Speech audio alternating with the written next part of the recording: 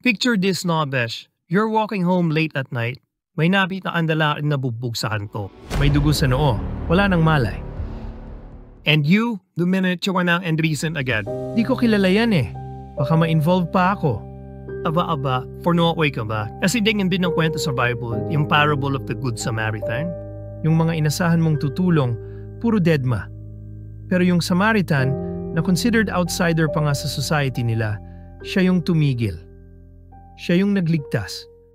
Kaya next time may makasalubong ka na nangangailangan, kapitbahay na nahihilo, kaibigan na walang pamasahe, o office mate na down, huwag mong idedma.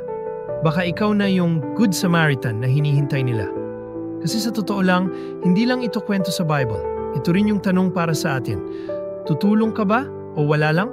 So next time mga kabrad, don't forget to like, follow, and share it para mas marami pa tayong matamaan.